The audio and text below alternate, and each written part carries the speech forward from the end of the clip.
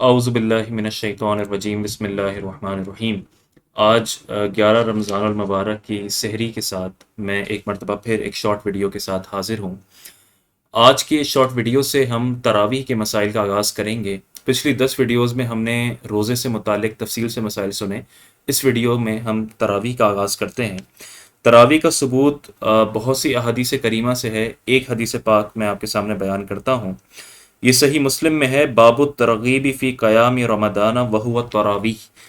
اس میں حدیث پاک ہے کہ حضرت ابو ہریرہ رضی اللہ تعالی عنہ سے مروی ہے کہ آپ فرماتے ہیں کہ رسول اللہ صلی اللہ علیہ وسلم بغیر کسی سخت حکم کے اپنے اصحاب کو رمضان میں قیام کی ترغیب دیا کرتے تھے۔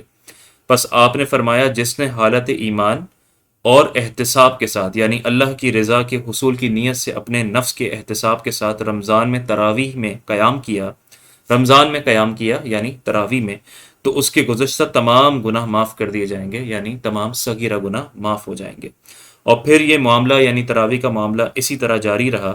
رسول اللہ کا وصال ظاہری ہو گیا، پھر خلافت صدیق اکبر رضی اللہ تعالی عنہ میں بھی یہ معاملہ اسی طرح جاری رہا، اور حضرت عمر رضی اللہ تعالی عنہ کی خلافت کے ابتدائی دور میں بھی اسی طرح یہ تراویح کا معاملہ موجود تھا۔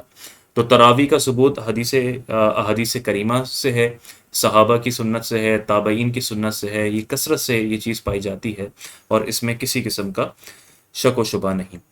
تراویح کی شرعی حیثیت کیا ہے؟ شرعی حیثیت جب ہم کہتے ہیں کہ اس چیز کی شرعی حیثیت کیا ہے، تو اس سے مراد یہ ہوتا ہے کیا یہ فرض ہے، یہ واجب ہے، یہ سنت ہے، یا یہ حرام ہے، یا یہ مکروہ تحریمی ہے۔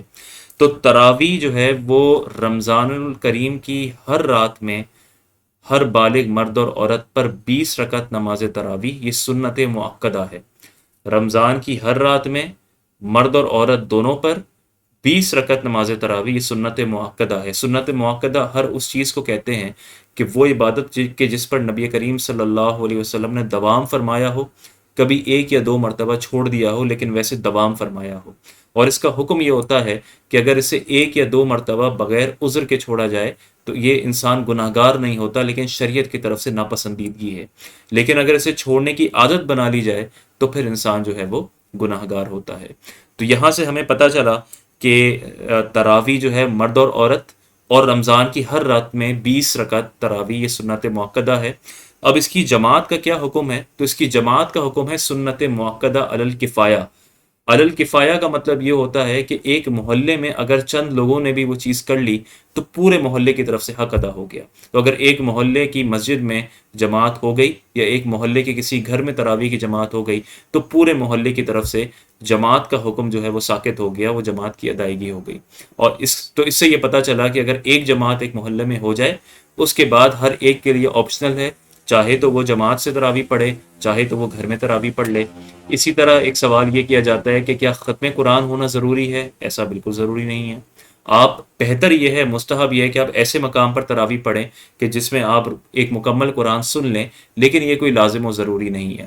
تو یہاں سے ہمیں یہ پتہ چلا کہ بعض لوگ جو خاص طور پر کاروباری حضرات جو 7 دن 10 دن تراویح پڑھتے ہیں، قرآن مکمل کرتے ہیں، اور وہ یہ سمجھتے ہیں کہ تراویح کا حق ادا ہو گیا، تو اصل قرآن کو مکمل سننا نہیں تھا، بلکہ اصل تو 20 رکعت تراویح ادا کرنا تھا، چاہے آپ وہ جماعت سے ادا کرتے، یا چاہے آپ وہ گھر پہ ادا کرتے، چاہے آپ اس میں مکمل قرآن سنتے، یا آپ اس میں جو آپ کو صورتیں یاد ہیں صرف ان کو پڑھ کے آپ تراویح پڑھ لیتے۔ لیکن اصل سنت مؤکدہ یہ ہے کہ 20 رکعت میں قیام کیا جائے۔ تو یہ چند احکام تھے تراویح کے بنیادی احکام۔